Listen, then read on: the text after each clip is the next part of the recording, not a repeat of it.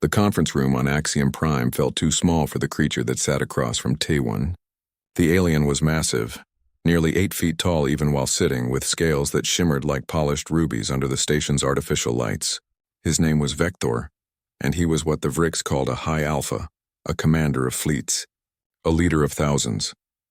Taewon had been a diplomat for 5 years now, but he had never seen a Vrix look like this, desperate, vulnerable, afraid. "You understand what I am asking," Vector said, his voice a low rumble that made the table vibrate. "I am asking you to take my children, to keep them safe while my people die."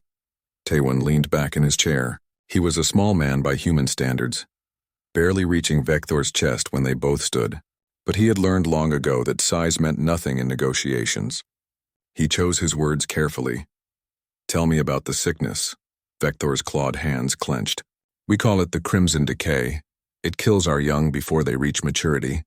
Our scientists cannot stop it. Our priests cannot pray it away. It has taken hundreds of cubs already. Thousands more are sick. And you think humans can help? Your species has something in your blood, something that fights disease in ways we do not understand. Our doctors believe that if my cubs stay near humans during their growth years, they might survive. The disease cannot touch them if they carry your immunity." Taewon studied the alien warrior. The Vrix were known across the galaxy as brutal fighters. They valued strength above all else. They did not ask for help. They certainly did not show weakness. Yet here was their High Alpha begging a human to save his children. "How many cubs?" Taewon asked. "3, Scar, Lyrix, and Yorn. They are young, strong. They carry my bloodline." Vector paused. "They are all I have." Taewon tapped his fingers on the table. "The Vrix have never trusted humans before." "Why now?" "Because I have no choice," Vector said simply. "I can watch them die with honor, or I can send them away and give them a chance to live. I choose life. What do your people think of this?" Vector's eyes flickered with something that might have been shame. "Many call me weak. They say I should let my cubs face their fate as warriors. But I am their father before I am their alpha. Let them call me weak. Let them question my command. I will bear any shame if it means my children survive." Taewon felt something shift in his chest. He had children of his own back on Earth, a daughter and a son. He understood what this alien was feeling.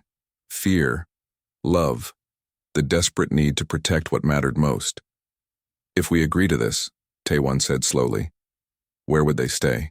"I have researched your world. There is a military academy in the Korean region.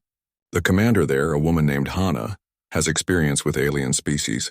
The climate is suitable for Vrix physiology. They could train there, learn there, grow there. 5 years is a long time. It is the minimum time needed for the immunity transfer to complete. They must stay in close contact with humans throughout their development. After 5 years, they can return to us. The disease will no longer threaten them." Taewon stood and walked to the window. Below, the space station bustled with activity. Ships from a dozen different species docked and departed. Traders, diplomats, travelers. All different. All trying to coexist. "What do you offer in return?" he asked. "Technology, weapons, shields, everything you need to make your fleet stronger. And something more valuable, an alliance. If you save my children, the Vrix will remember. We pay our debts." Taewon turned back to face the alien. "I need to speak with Commander Hana, and with our government. This is not a decision I can make alone." "How long?" "Give me 2 days." Vector stood, his full height making Taewon feel very small indeed. But the alien bowed his head in a gesture of respect. 2 days. Then I must have an answer. My cubs do not have much time." 2 days later, Taewon sent the message. Humanity would accept the cubs. Commander Hana had agreed to take them into her academy. The government had approved the exchange. Everything was arranged. The handover happened in a private docking bay. Vector arrived with his 3 cubs and a dozen warriors from his fleet. The cubs were smaller than their father, but already showing signs of the fierce creatures they would become. Scar was the tallest, with dark red scales and suspicious eyes. Lyrix was leaner, quick and alert, watching everything. Yorn was the smallest, staying close to his father's side. Commander Hana stood waiting with her team. She was a woman in her 50s, with gray hair and steady eyes. She had fought in 3 wars and trained hundreds of soldiers. She did not look impressed or frightened by the Vrix warriors. "These are my children," Vector said, his voice thick with emotion. "Scar, Lyrix, Yorn, They are yours now. Hana stepped forward and looked at each cub in turn. We will keep them safe. We will teach them. When you return in 5 years, they will be stronger than you can imagine. They are warriors, Vector said. Do not treat them as soft things. We won't, Hana promised. But we will teach them more than just fighting. Vector knelt down, bringing himself level with his cubs. He touched each of their heads with his large clawed hand. Listen to me. You will hate this place. You will want to come home. But you must stay. You must survive. Learn everything these humans can teach you. In 5 years, I will come back for you. Do you understand? Yes, Father, they said together, their voices small and uncertain. Be strong. Be smart, make me proud. Then Vector stood and turned away. He did not look back. To show more emotion would be weakness in Vrick's culture. But Taewon saw the way the alien's hands trembled as he walked back to his ship. The cubs watched their father leave. They did not cry. Vricks did not cry, but they stood very close to each other. Their tails intertwined as the only family they had ever known disappeared into the stars. Hana approached them slowly. Come, she said gently. Let me show you your new home. Scar turned to her, his young face twisted with anger and fear. We do not need your pity, human. Good, Hana said calmly, because I'm not offering any. You're here to survive and learn, so let's get started. She walked away, expecting them to follow. After a moment of hesitation, they did. Taewon watched them go, 3 young aliens following a human commander into an uncertain future. He hoped they were making the right choice. He hoped that 5 years from now, when Vector returned, his children would still be alive. He had no idea that they would be so much more than alive. He had no idea that these 3 cubs would change everything. The first month was a disaster. Scar broke 4 training dummies and sent 2 instructors to the medical bay. Lyrix refused to eat anything the humans offered, calling it prey food. Yorn hid in his room and growled at anyone who came near. The other students at the academy were terrified of them. The instructors didn't know what to do. Commander Hana watched it all with calm eyes. She had seen worse.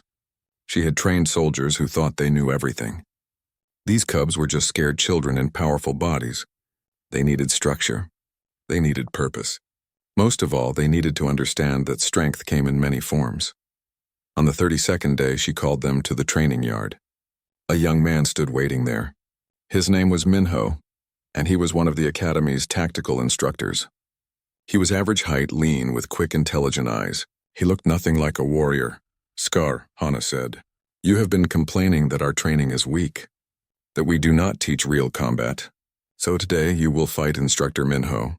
If you win, I will change the training program to suit you. If you lose, you will follow our methods without question. Scar's eyes lit up with predatory excitement. I accept. No claws, Hana said. No killing. Fight until one of you yields. The fight lasted exactly 37 seconds. Scar charged with all the fury of a young Vrix warrior. He was fast and strong. But Minho was faster. He sidestepped, used Scar's momentum against him, and within seconds had the young alien tangled in a net that dropped from the trees above.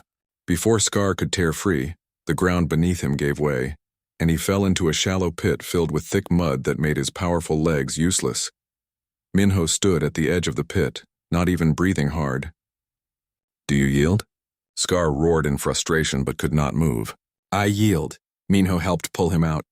Strength is good, he said calmly. But a smart enemy will never face your strength directly. We will teach you to be strong and smart. That is the human way. Something changed in Scar's eyes that day. Respect. Lyrix took longer to crack. She watched everything with cold calculation. She obeyed the rules but did not truly engage with the training. She kept herself separate from the humans, convinced of her superiority. It was Yuna who finally reached her. Yuna was a xenobiology specialist assigned to monitor the cubs' health.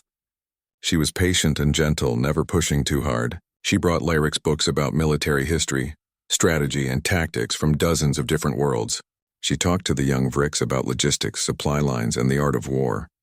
One evening, Yuna found Lyrix reading about a famous Earth battle. The human general was outnumbered 5-1, Lyrix said. Yet he won. How? Yuna smiled.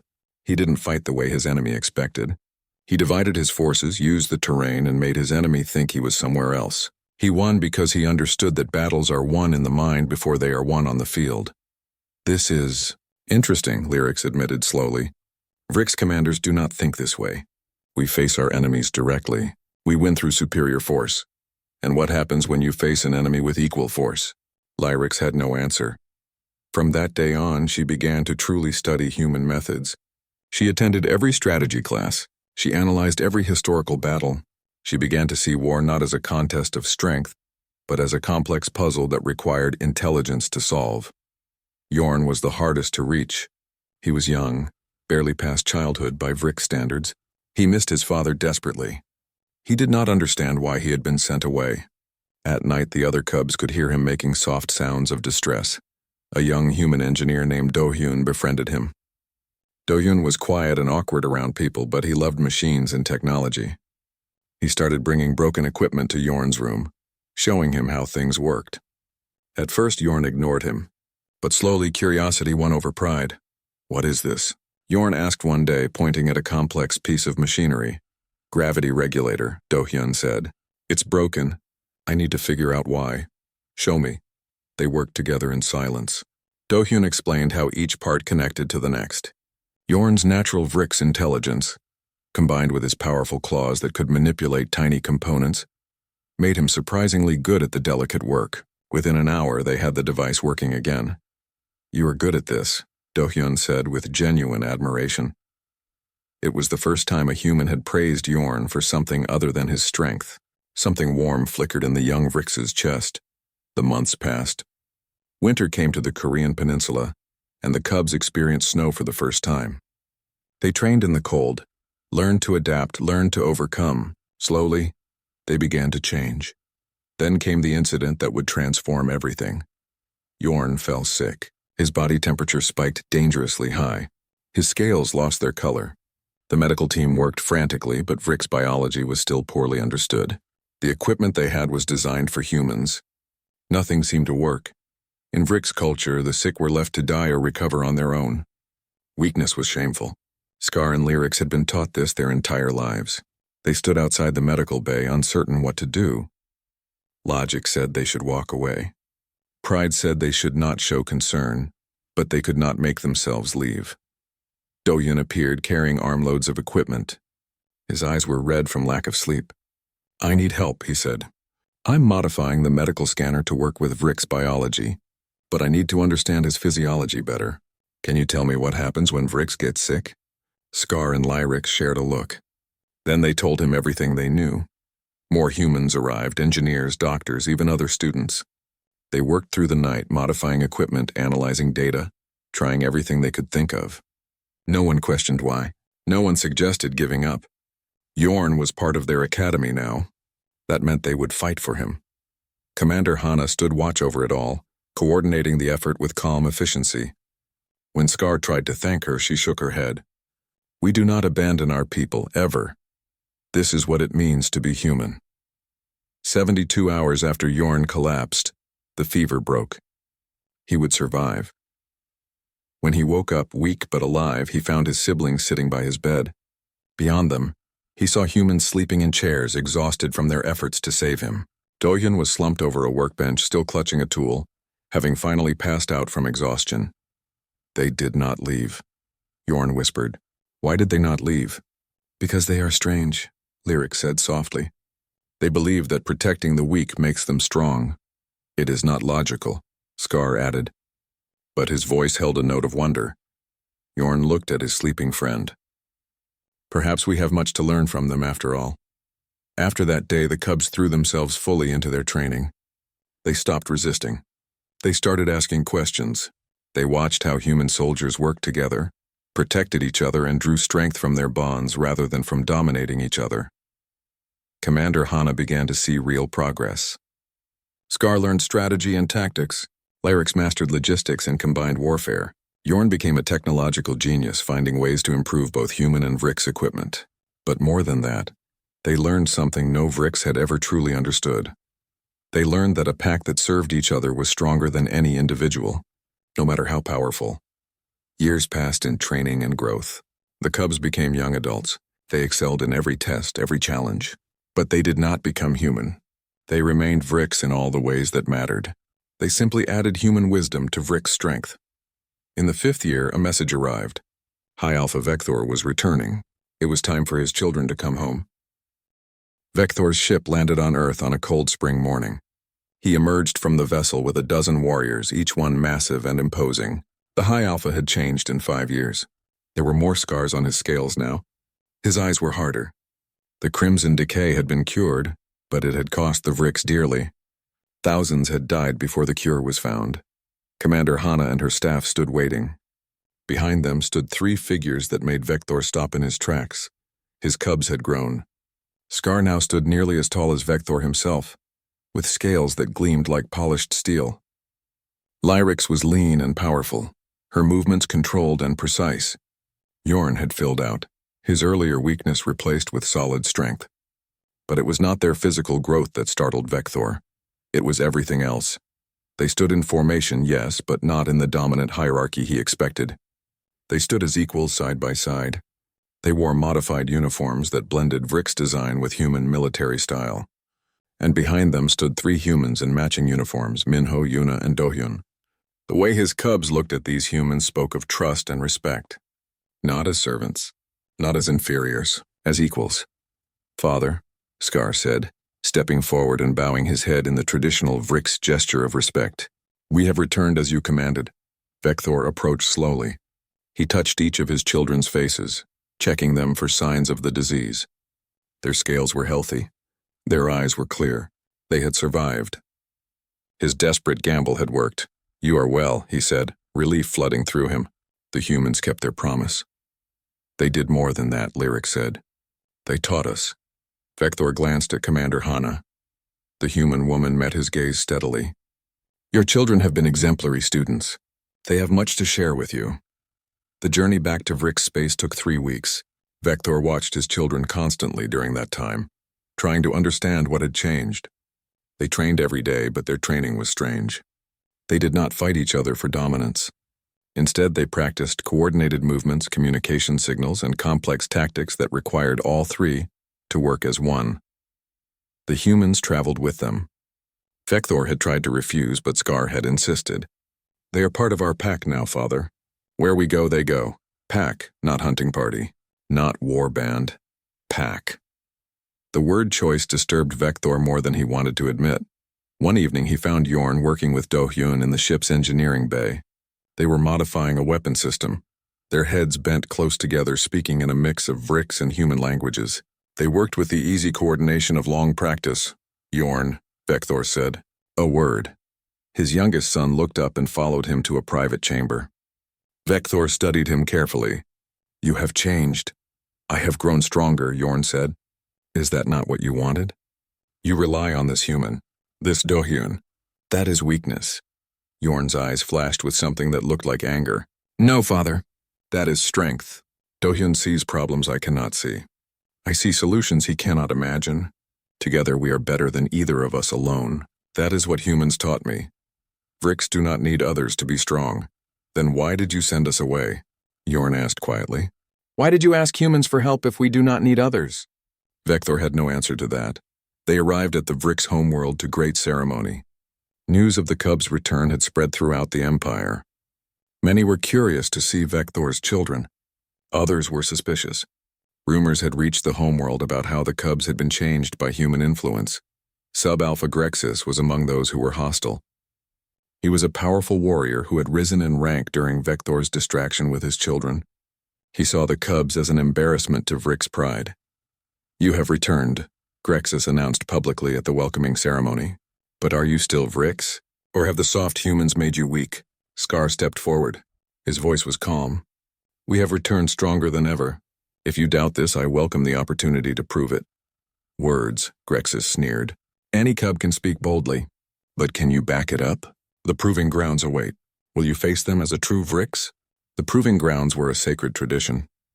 Young Vrix who came of age had to face a series of combat trials to prove their worthiness. It was always done alone. Individual strength was all that mattered. "I will face the proving grounds," Scar said. "But not alone. My siblings will stand with me." The crowd erupted in shocked voices. This was unheard of. The proving grounds tested individual strength. To bring others was to admit you could not succeed on your own. "Impossible," Grexus roared. This is not our way. You shame yourself and your father with this cowardice. I disagree, Scar said calmly. I believe there is strength in unity that surpasses any individual power. I will prove it. Grexus's eyes narrowed. Very well. If you insist on this mockery, then I will make it interesting. You may bring your siblings, but you will not face the standard trials. You will face me here, now, in mortal combat. The crowd fell silent. This was not standard procedure, but Grexus was within his rights to issue the challenge, and if Scar refused, he would be marked as a coward forever. I accept, Scar said, with one condition. My siblings may coordinate my strategy. Grexus laughed. You may have the entire human fleet coordinate your strategy if you wish. It will not save you. The combat arena was cleared. Vector wanted to stop this, but he could not. To interfere would shame Scar worse than defeat. He could only watch as his eldest son faced a warrior with twice his experience and 3 times his kill count. Grexus was enormous. Even for a Vrix, his scales were dark as midnight, covered in the scars of 100 battles. He carried a traditional Vrix blade, nearly as long as Scar was tall. He radiated confidence and power. Scar stood across from him, looking small in comparison. But Lyrix and Yorn stood at the arena's edge, watching carefully. They had small communication devices that Dohyun had built, allowing them to speak to Scar through an earpiece. Let us see what the humans have taught you, Grexus said. Then he charged. What happened next shocked everyone watching. Scar did not meet the charge with his own strength. Instead, he moved aside at the last second using minimal effort. Grexus's blade hit empty air. Before the larger warrior could recover, Scar was behind him, landing quick, precise strikes that did no real damage but scored points in the formal combat rules. Grexus roared and spun, faster than anything that size should move. But Scar was already gone, guided by Lyrix's voice telling him exactly when to move and where to go. Yorn's voice added details about Grexus's stance, his balance, his weaknesses. The fight continued for 10 minutes. Grexus grew more and more frustrated. He could not land a hit. Scar was not stronger or faster than him. But Scar never did what Grexus expected. Every time Grexus committed to an attack, Scar turned it into a disadvantage. Finally, Grexus made a mistake. He overextended on a powerful strike. Scar stepped inside his guard and swept his legs. The massive warrior crashed to the ground. Before he could rise, Scar had his blade at Grexus's throat. Do you yield? Scar asked quietly. Grexus stared up at him, rage and disbelief warring on his face. The arena was completely silent. Everyone had expected Grexus to win in seconds. Instead, he had been thoroughly defeated by a much younger warrior. I yield, Grexus finally said, the words like poison on his tongue. Scar stepped back and offered his hand to help Grexus up. The older warrior stared at the offered hand as if it were a snake. In Vrix culture, you did not help a defeated enemy. You dominated them. But after a long moment, Grexus took the hand and let himself be pulled to his feet. The crowd erupted in confused noise. Some were impressed. Others were horrified. This was not how Vrix fought. This was not their way. Vector stood frozen, watching his son. Pride and fear mixed in his chest. Scar had won, but he had won using methods that challenged everything the Vrix believed about strength and honor. Commander Hana, watching from the visitors section, allowed herself a small smile. The cubs had learned well. Now came the hard part. They had to teach the rest of the Vrix what they had discovered. Change was never easy, but it had begun. News of Scar's victory spread through the Vrix Empire like wildfire. Some called it a clever trick. Others called it shameful. But the young Vrix heard something different in the story. They heard possibility. Within a week, dozens of young warriors came to Vector's compound asking to meet the cubs. They were the ones who had suffered under the rigid hierarchy, the ones who had been beaten down for asking questions, the ones who had been told they were weak for wanting something different than endless combat and domination. Scar, Lyrix, and Yorn met with them in small groups. They did not preach or demand. They simply shared what they had learned. They demonstrated tactics that relied on coordination rather than individual strength. They talked about strategy that valued every member of a team. They showed what could be possible if Vrix worked together instead of constantly fighting each other for rank. This is madness, one young warrior named Baron said after a demonstration. Our elders will never accept this. They will say we have been corrupted. Perhaps we have, Lyric said calmly. But is it corruption to become stronger? Is it weakness to win battles with fewer casualties? Is it shameful to value the lives of your warriors? Another warrior, a female named Kess, spoke up. I lost my brother in a dominance challenge.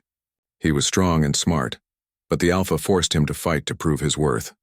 He died for nothing. Is that the honor we are supposed to celebrate? The room fell silent.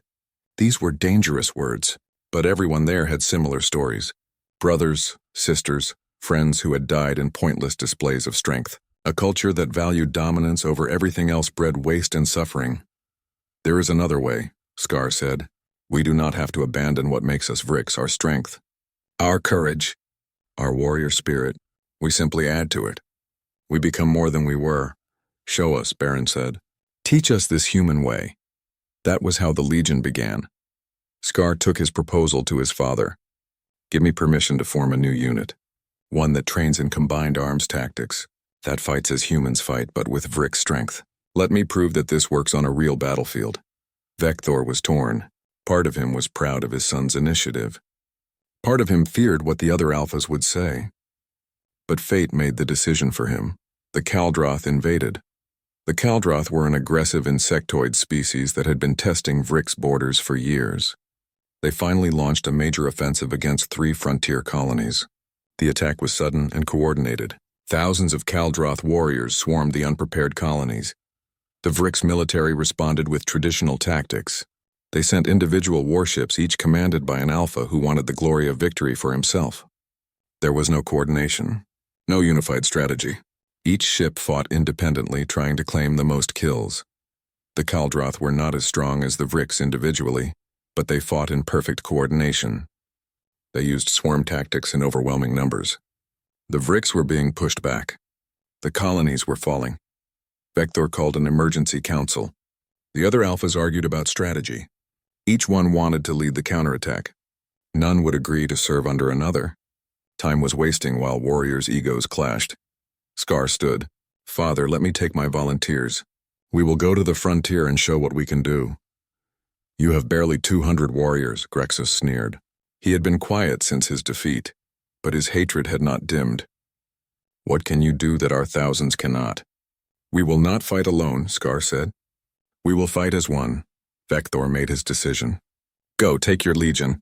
If you fail, it will be my shame as well as yours. If you succeed, he paused.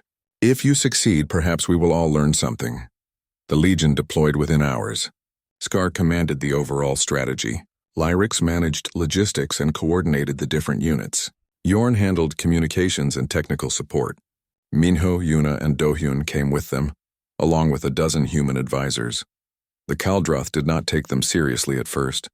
Only 200 warriors to defend an entire colony? They expected an easy victory. They were wrong. The Legion did not charge into glorious combat. They fortified positions. They set traps. They used the terrain to their advantage. Every warrior knew their role. Every unit communicated constantly.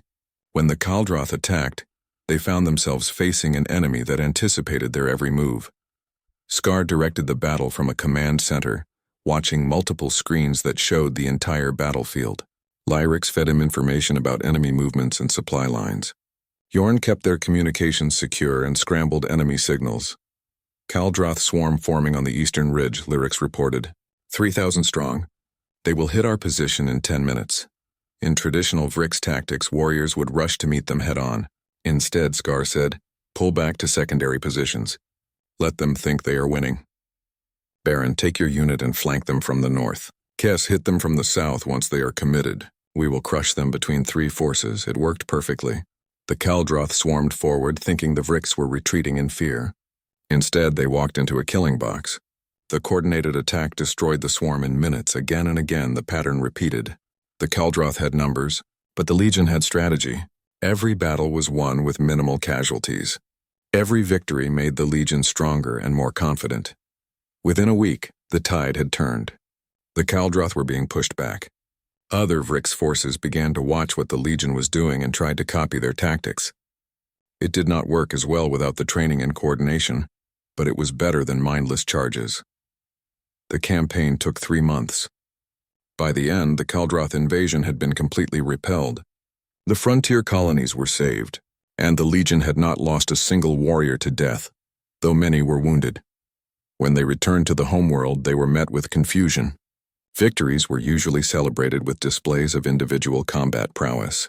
Warriors would boast about their personal kill counts, but the Legion warriors did not boast. They stood together in formation, speaking of their victory as a shared achievement. The traditional alphas did not know what to make of this. Some were impressed. Others were deeply troubled. This success challenged everything they believed about strength and leadership. "You have proven your methods work," Vector said to his son privately. "But you have also created a problem. Many of the young warriors now want to join you. They see what you accomplished and want to learn. But the old alphas see you as a threat to their power." "I do not seek power," Scar said. "I only want to make us stronger. Intentions do not matter. What matters is that you have shown there is another way, and that scares those who have built their authority on the old way." Indeed, the Legion was growing rapidly. Hundreds of young Vrix wanted to join. They came from all over the Empire, drawn by the promise of something different, a way to be strong without being cruel, a way to be warriors without wasting lives in pointless displays of dominance. But with growth came opposition. The traditionalist alphas began to organize against them. They called the Legion corrupted.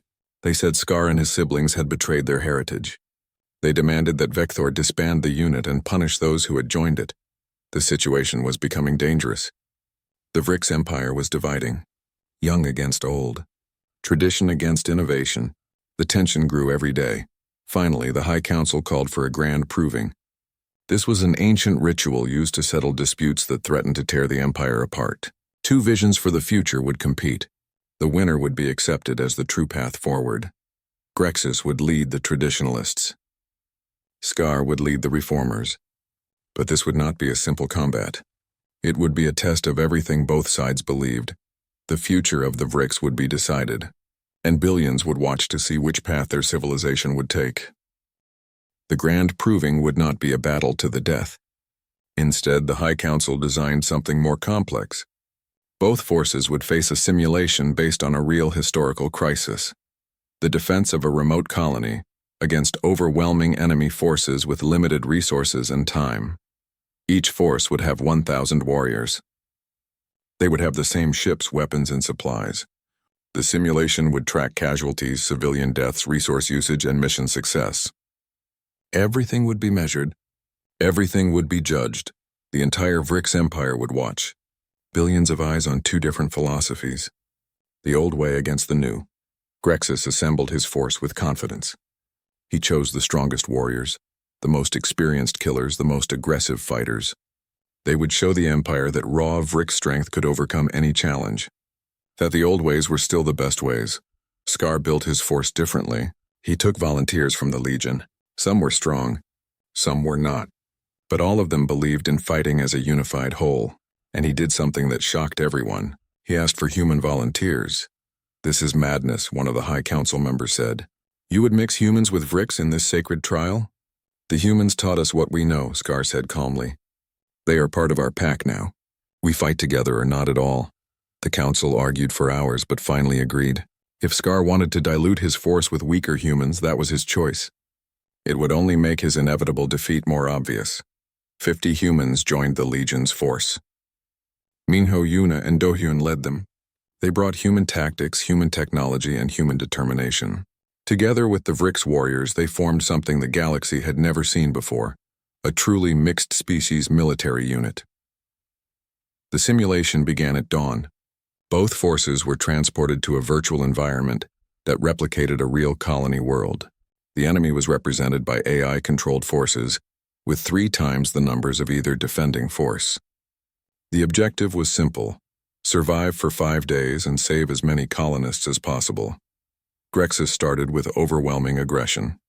He divided his forces into hunting packs and sent them out to meet the enemy head-on. Every pack fought independently, competing with each other for kills. The warriors were brave and fierce. They threw themselves into combat with the legendary Vrix Fury. The casualties mounted quickly. Grexis's warriors were winning their individual fights, but they were not coordinating. When one pack was overwhelmed, the others did not come to help. That would mean sharing glory. The enemy learned to isolate and destroy the packs one by one. By the end of the first day, Grexus had lost 200 warriors, but he had also killed 5 times that many enemies. By traditional Vrix thinking, this was a successful exchange. Scar took a completely different approach. He did not send his warriors out to hunt. Instead, he fortified the colony's critical infrastructure. He established communication networks. He set up supply lines. He positioned his forces in mutually supporting positions where they could help each other. When the enemy attacked, they found no easy targets. Every position was defended in depth. Every attack was met with coordinated fire from multiple directions. The Legion used the humans' tactical knowledge combined with Vrix strength. They set traps. They used the terrain. They made the enemy pay for every meter they advanced. By the end of the first day, Scar had lost only 30 warriors. He had killed fewer enemies than Grexus, but he had saved more colonists and held better defensive positions. Tewin watched from the observation deck along with other human ambassadors. "They are doing well," he said to Commander Hana. "They are doing what we taught them," Hana replied. "But the real test comes later. Grexus is not stupid. He will adapt." She was right. On the second day, Grexus changed tactics. He stopped spreading his forces thin and concentrated them into one massive assault. He would punch through Scar's defenses with pure overwhelming force. The attack was brutal. 300 Vrix warriors charged one defensive position, determined to break through. It was the kind of assault that should have shattered any defense, but Scar had anticipated this. He pulled back from the targeted position, making Grexus think he was winning. Then, when the traditionalist forces were committed and bunched together, the Legion hit them from 3 sides at once. Yorn had prepared special weapons. Human-designed explosives that used Vrix technology. They did not kill many warriors directly, but they disrupted formations and scattered the attack. While Grexus's forces were confused, the Legion warriors struck with precision. Lyrix coordinated the counterattack from the command center. 3rd unit, advance. 1st unit, cover their flank. Humans, target the command structure. Break their coordination. The human snipers working with Vrix spotters took out key leaders in Grexus's force. Without clear commands, the traditional warriors fell back on individual combat. That was exactly what the Legion wanted. In close, coordinated fighting, the Legion warriors were vastly superior. By the end of the second day, both forces had lost about the same number of warriors. But the difference was clear in other metrics.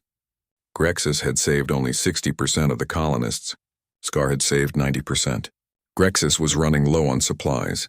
Scar had managed his resources carefully and still had plenty. The 3rd and 4th days continued the pattern. Grexus fought bravely and fiercely, but his forces were being worn down. Every attack cost him more than he could afford. Every victory was bought with too much blood. His warriors started to question his leadership. Meanwhile, the Legion held strong. They rotated warriors to prevent exhaustion. They adapted to every enemy tactic. They worked together so smoothly that it seemed like one organism with 1,000 parts rather than 1,000 individuals. On the 5th and final day, both forces faced the simulation's ultimate challenge. The enemy launched a final, desperate assault with everything they had left. This was the moment that would decide everything. Grexus had fewer than 300 warriors remaining. They were exhausted, low on supplies, and demoralized. But they were still Vrix, they still had their pride. They formed a last defensive line and prepared to sell their lives dearly. Scar had over 700 warriors still able to fight. They were tired but organized. Their defensive positions were strong. Their supplies were adequate. But more importantly, they still trusted their leaders and each other. When the final assault came, Grexus's line held for 20 minutes before breaking. His warriors fought individually, each one a hero, but they could not stop the overwhelming numbers. The simulation ended with Grexus's force destroyed and the colony overrun. Scar's defense lasted the full 5 days. The Legion's coordinated fire, prepared positions, and mutual support allowed them to hold against odds that should have been impossible. When the simulation ended, Scar still had over 400 warriors alive. The colony was intact. 95% of the civilians had survived. The numbers were displayed for all to see. There was no question about which approach had been more successful. The High Council deliberated for 3 hours. The traditionalists argued that Grexus's warriors had shown more individual bravery. The reformers pointed out that Scar had achieved the actual objective of saving lives while preserving his forces. Finally, the High Council reached their verdict. Both philosophies had merit. Both would be allowed to coexist. The Vrix Empire would split in practice if not in name. Those who wished to follow the old ways could do so. Those who wished to learn the Legion's methods were free to join them. It was not the total victory either side had hoped for, but it was peace. Vector approached his son after the judgment was announced. "You have done something I never imagined possible. You have changed our entire civilization." "Not changed," Scar said. "Evolved. We are still Vrix. We are just more than we were." Grexus approached them, his pride clearly wounded but his honor intact.